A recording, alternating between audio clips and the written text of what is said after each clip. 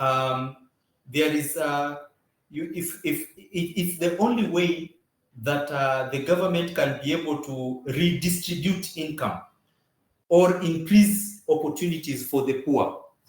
You remember sometimes we said education is an equalizer.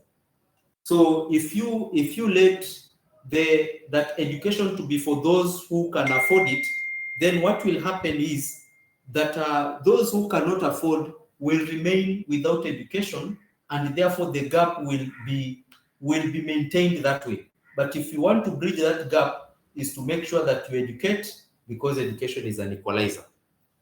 Number two is capital market imperfections.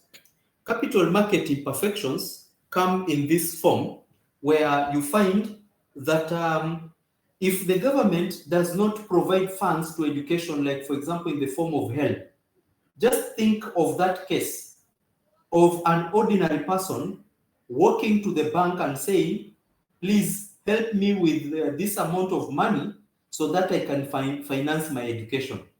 You will not be able to get that funds through our commercial banks or our normal banks, because there are so many conditions that you need to fulfill.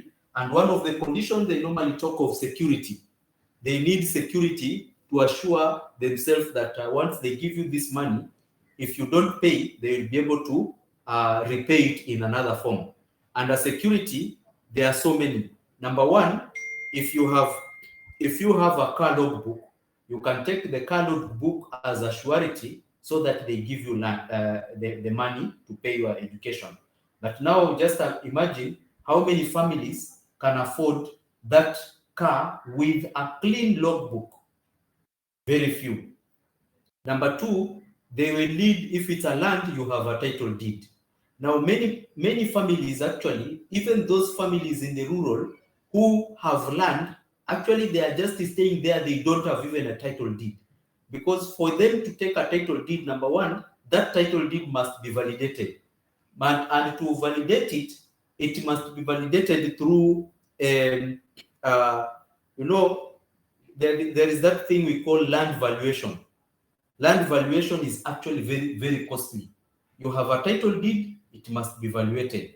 Now, all those costs, for those who are poor, cannot afford. And because they cannot afford, then many of these commercial banks will not be able to fund. They will not be able to fund such, which leaves again the question of only the poor will be able to access those loan facilities to fund education, and the gap will continue.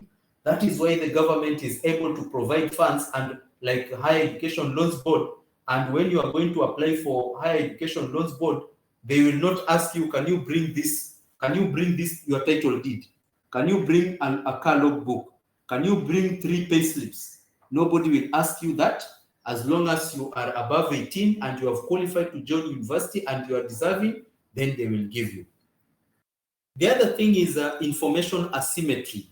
You find that information, the way information flows is not symmetrical. Most of you are in the science, you know what it means by symmetrical figures and asymmetrical figures. So that you find there is 2 profiles of those who have information and those who do not have information. Now, those who have no information have a problem of getting some of these facilities so that they can fund education. I know of a case at home where you find somebody saying, I have seen the fee structure, university, and it is very, very expensive. I cannot afford. I cannot afford at all. Yes. Okay. Just 5 minutes, I'm feeling something.